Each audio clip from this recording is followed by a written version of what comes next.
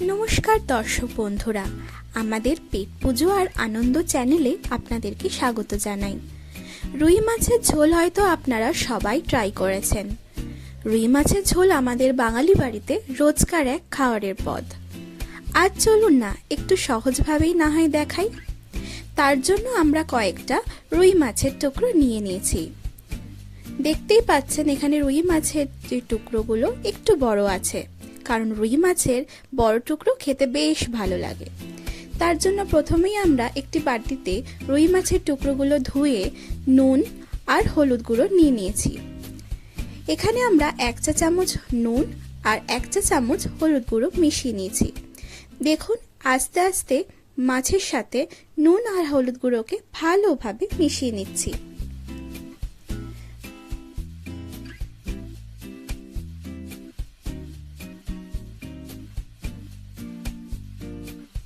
এবার একটা কড়াই ভালো করে গরম করে নেব। তারপর তার মধ্যে কিছুটা পরিমাণ মতো সর্ষের তেল দিয়ে নেব।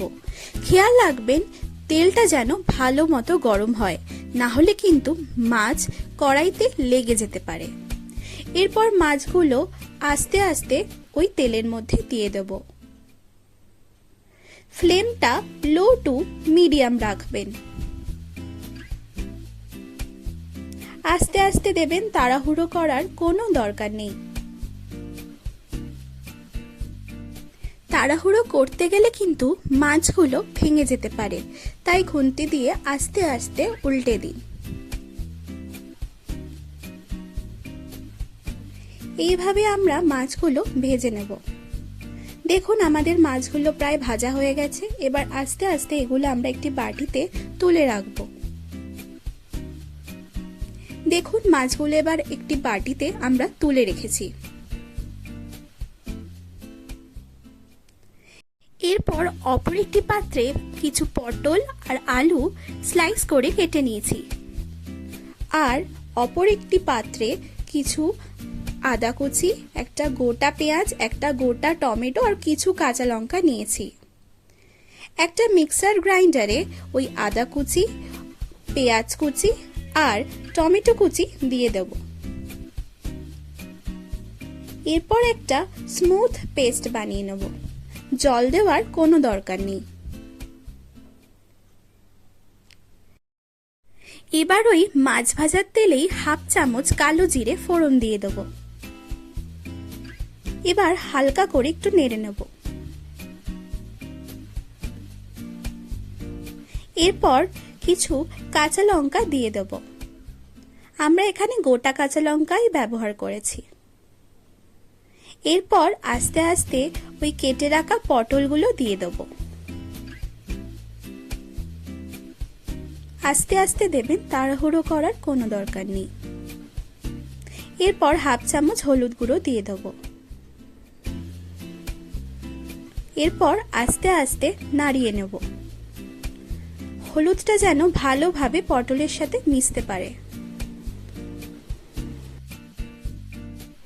দেখুন পটলটা কিন্তু বেশ ভাজা ভাজা হয়ে এসছে।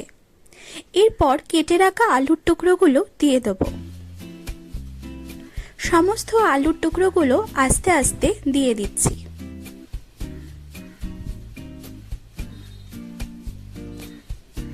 এরপর একটু নাড়িয়ে নেব।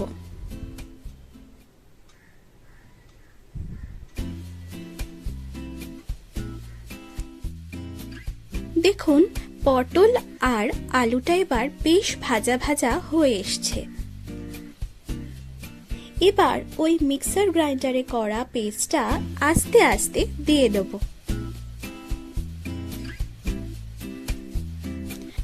আপনাদের আগেই দেখিয়েছিলাম কিভাবে পেস্টটা বানিয়েছি। এরপর 1 চামচ জিরে গুঁড়ো, 1 চামচ ধনে গুঁড়ো এবং 1 চামচ শুকনো লঙ্কার গুঁড়ো দিয়ে দেব। এরপর ভালোভাবে মিশিয়ে নেব।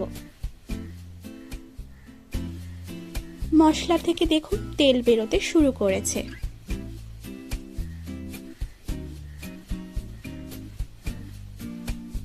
এরপর ওই মিক্সার গ্রাইন্ডারে জলটা ধুয়ে দিয়ে দেব।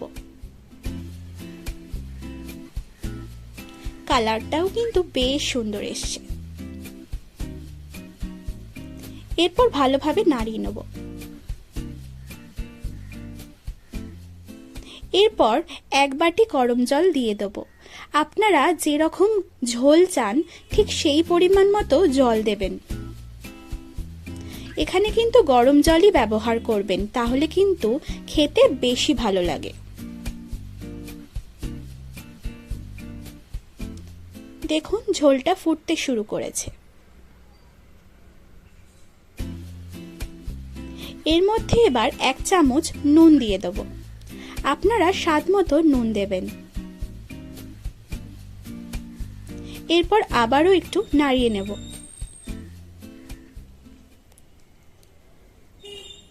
এরপর একটু চাপা দিয়ে দেব। 5 মিনিট মতো চাপা দেওয়ার পর দেখুন আলুটা কতটা সেদ্ধ হয়ে গেছে। দেখতে পাচ্ছেন তো আলুটা কিরকম সেদ্ধ হয়েছে।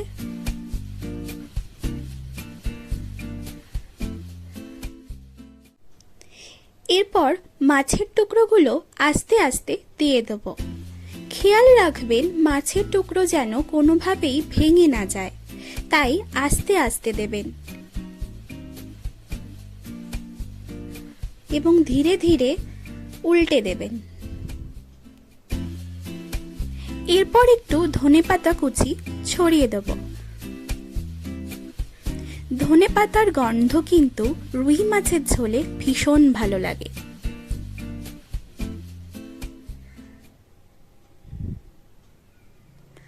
আবার একটু মিশিয়ে নেব।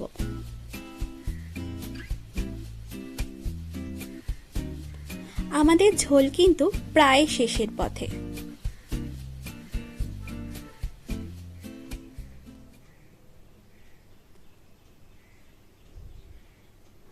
আমাদের ঝোল এবার রেডি। এবার একটি পাত্রে নামিয়ে নেওয়া যাক।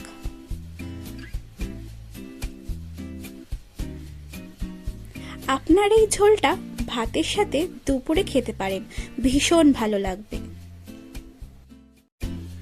আলু পটল দিয়ে রুই মাছের ঝোল এবার সম্পূর্ণ রেডি। গরম গরম সার্ভ করা হলো আলু পটল দিয়ে রুই মাছের ঝোল। আপনাদের যদি আমাদের রান্না ভালো লাগে তবে অবশ্যই কমেন্ট করে জানাবেন এবং লাইক আর শেয়ার করবেন। আর অবশ্যই আমাদের চ্যানেলটি সাবস্ক্রাইব করে আমাদের পাশে থাকবেন। আর আমাদের নতুন নতুন রেসিপির বিষয়ে আপডেট পেতে কিন্তু অবশ্যই বেল আইকনটি প্রেস করবেন। তাহলে আজকের মতো বিদায়। আবার দেখা হবে অন্য একটি ভিডিওয়ে। ধন্যবাদ।